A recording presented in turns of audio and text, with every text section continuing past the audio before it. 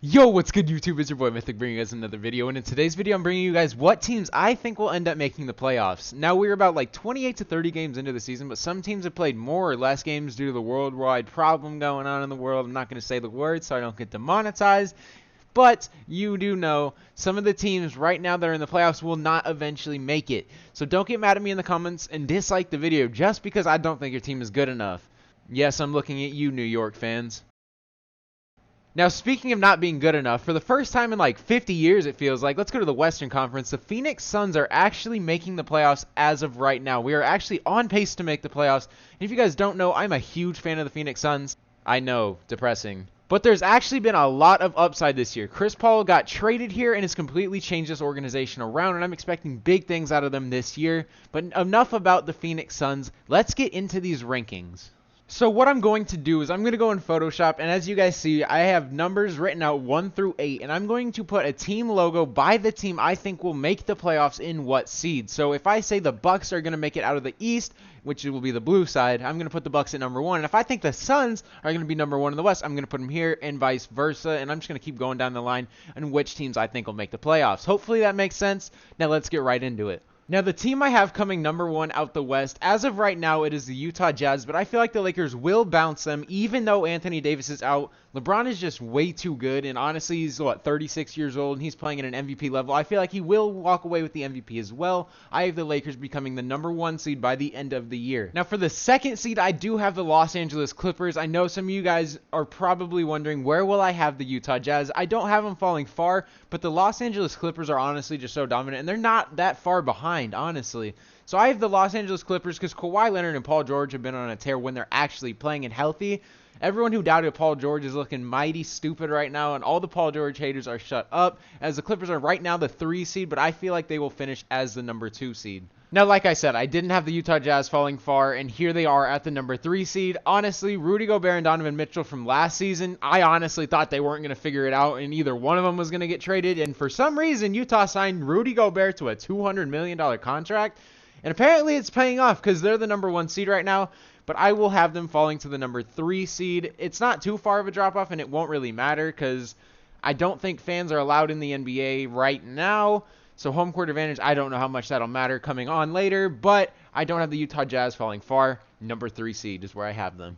Now for the number 4 seed, I have the Portland Trail Blazers. And if you guys didn't know, I'm pretty sure CJ McCollum and Yusuf Nurkic aren't playing right now. And the Blazers are 17-10. That is ridiculous. As soon as they both come back, I feel like they can make a push at that number 3 seed. But I honestly don't know how long CJ and Yusuf Nurkic are going to be out. But Damian Lillard is a freaking beast. He has the Blazers at a number 4 seed, and I don't even know who their next best player is because I know Hassan Whiteside's gone. But Damian Lillard has to be in the MVP candidate running. There's no way in hell he's not. Damian Lillard's been on a tear this year, has the Blazers at the number 4 seed, doesn't even have their second or third best player. Blazers, I have them finishing at the 4 seed, and Damian Lillard will probably finish top 3 in MVP voting. He's honestly a monster. Now look, I have the Phoenix Suns finishing at the 5 seed. I'm not biased, I know. But every time I overrate a Suns team or an Arizona Cardinals team at all, my expectations are absolutely let down. So I'm not going to get my hopes up at all. I have the Suns finishing at a 5 seed, and if I get my hopes up and say the Suns are going to finish like top 3, I already know we're going to miss the playoffs. Me even saying this has me worried, but let's just hope the Phoenix Suns finish as a number 5 seed and stay in the playoffs, so I am not depressed. Now for the number 6 seed, I have the Denver Nuggets, and as we all know, Nikola Jokic is looking like an MVP as well. I have him finishing number 2 or 3, honestly, I don't know yet. As of right now, it probably goes LeBron, Joel, Nikola Jokic, and Lillard, and then, Curry. But the Nuggets have been so weird to me.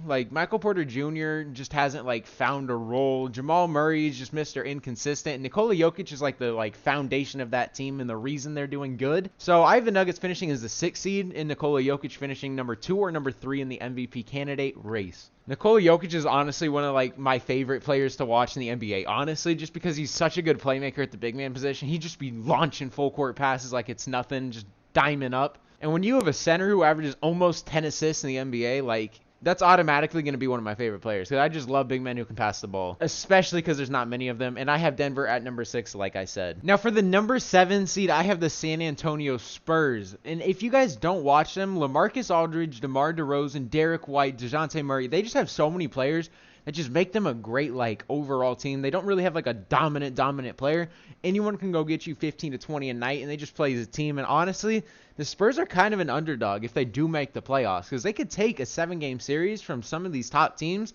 They are really slept on, and I have them coming in at the number 7 seed. And I'm such a fan of DeMar DeRozan, so seeing him make the playoffs and hopefully have a chance at winning anything is going to be cool. And as you guys see, I picked that Spurs logo because that logo is absolutely fire. And the jerseys they came out with, the City Edition jerseys, I'm so happy they brought those colors back, man. Those are honestly just like the best Spurs jerseys they've like ever had. I was kind of getting tired of like the whole like military camo jerseys. So the fact that they changed it up and brought those back honestly kind of makes me a little bit of a fan, I guess. I'm not going to go buy a jersey of the Spurs, but those jerseys have just like, I don't know. They've made the Spurs a little more entertaining to watch. I don't know if you guys feel the same way, but that's how I feel. I got the Spurs coming in at the number 7 seed. And for the final seed to make the playoffs, I have Golden State coming in at the number 8 seed. As we know, Steph Curry is having an absolutely crazy year. I'm pretty sure his numbers are like identical to his MVP year. So if he doesn't finish top 5, I don't know what to say. Steph Curry has been on a tear and keeping this team without Klay Thompson. And they were like Draymond Green-less for the first like 12 games as well in the playoffs. And as soon as Draymond Green came back, they have snuck back into the playoffs. This team was awful until like Draymond Green came back. They needed that secondary ball handler and just a defender and just a veteran presence. And Draymond Green is one of the most underrated NBA players. So many people hate him just because he doesn't put up the stats and he speaks a lot and talks a lot of trash. But Draymond Green is hella good.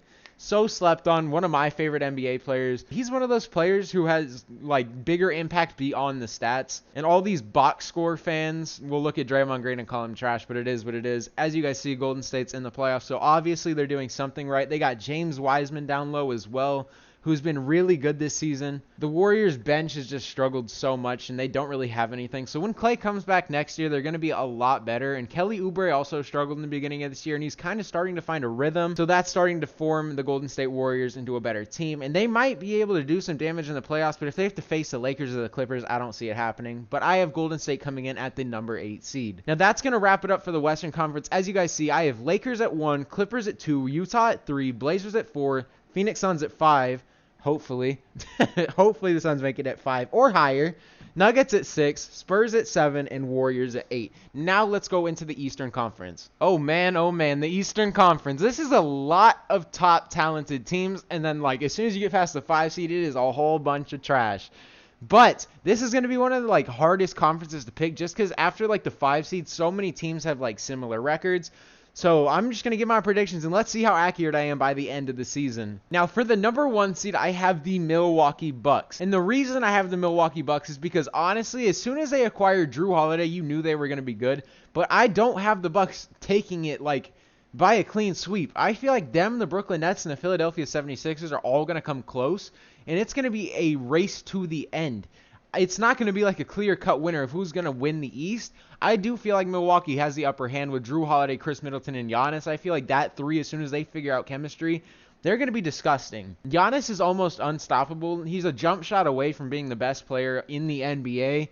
Chris Middleton is always super underrated, crazy efficient player. And Drew Holiday is one of the best defenders in the NBA right now. And he's a super underrated playmaker and is a big addition to that team. And I have Milwaukee coming in at the number 1 seed. Now for the number 2 seed, I have the Brooklyn Nets. I feel like KD, Kyrie are going to miss so many games like in the regular season that they're just not going to be able to like overtake the Milwaukee Bucks in the regular season. And the way they've been playing defense has been honestly atrocious. And, you know, I don't want to talk about last night's game against the Phoenix Suns where we may or may not have choked a 24-point lead. And they didn't even have KD or Kyrie. But we're not going to talk about that. But Brooklyn, I do have them at the number 2 seed. And, you know, KD, Kyrie, and James Harden are 3 of the best offensive players probably of all time. I'm not crazy to say that. Kyrie Irving, probably one of the best shot creators of all time with the best handles of all time, in my opinion. He has the greatest handles. KD is the best scorer of all time, in my opinion. James Harden probably right behind him, can get a bucket in any single way. This team offensively is absolutely scary, but on the opposite side, defensively, they are horrible. And that is where they're going to lack. But I don't know if it'll matter in the playoffs because you don't have anyone to guard those three. Only time will tell, but I will have Brooklyn at the number 2 seed. Now, for the number 3 seed, I do have the Philadelphia 76ers, and this is a really fun team to watch when healthy. Joel Embiid has missed some games this season, and in the games they're missing, Joel Embiid, they have struggled hard.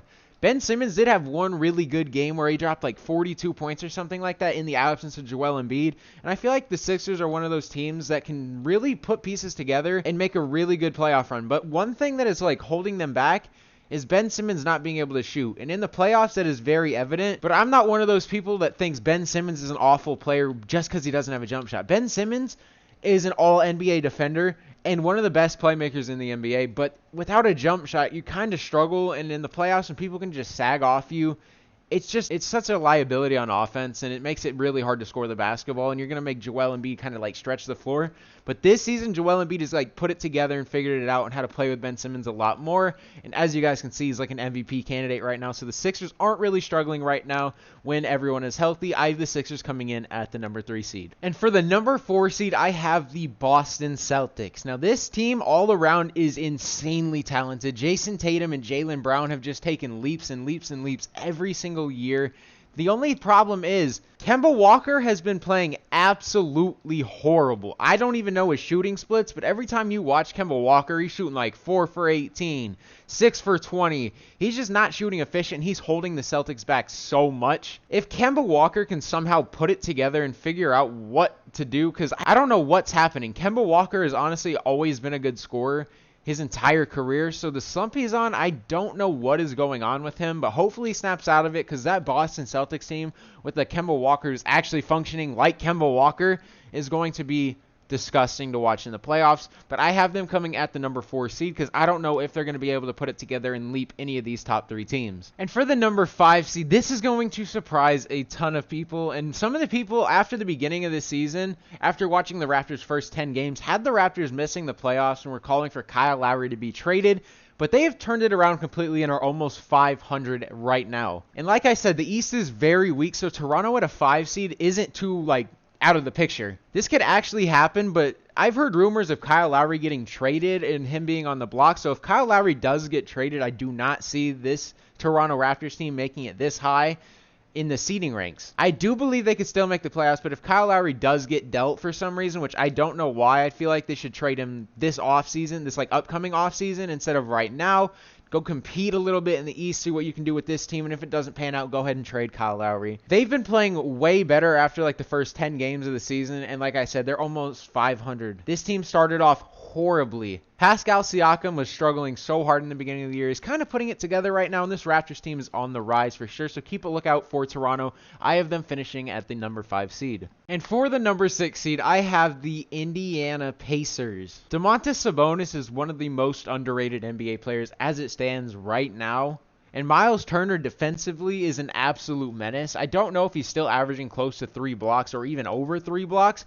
In the beginning of the season, though, he had I don't remember the exact number, but he was averaging 3.4 blocks on the year, which is absolutely ridiculous. And this Pacers team is not to be slept on. I did feel like the Victor Oladipo trade hurt him a little bit, but they weren't going to pay him anyway, so you might as well get value off him anyways. And they got Karis LeVert out of that trade, which is an absolute win. I don't think he played yet because he went through a physical and they found something and he had to stop playing and get surgery immediately because it was life-threatening. That trade actually saved his life, which is an absolute dub. And Karis LeVert is an absolute hooper, so we always want to see Karis LeVert balling, and I can't wait to see what Karis LeVert can bring to this Pacers team and see where they finish in the seeding ranks. I have them finishing number 6 though. And for the number 7 seed, this is also sort of a reach. I do have the Miami Heat, and I am also a Miami Heat fan, so I think we can put it together. We went to the finals last season, so if we miss the playoffs somehow, that is going to be an absolute dud.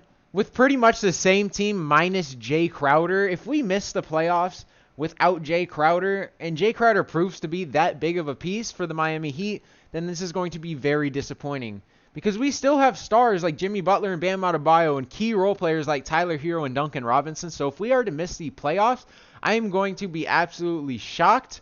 And right now, we're pretty far out of it. I think we're like an 11 seed, but like I said, the Eastern Conference is very close, so anything can happen. So I have the Heat jumping up from, I think it's like the 11 seed to the 7 seed and making the playoffs, and we'll take on the Brooklyn Nets as the number 2 seed. Now, for the final team and that will take the number 8 spot, I have the Charlotte Hornets, and this is probably the hardest one to pick out of.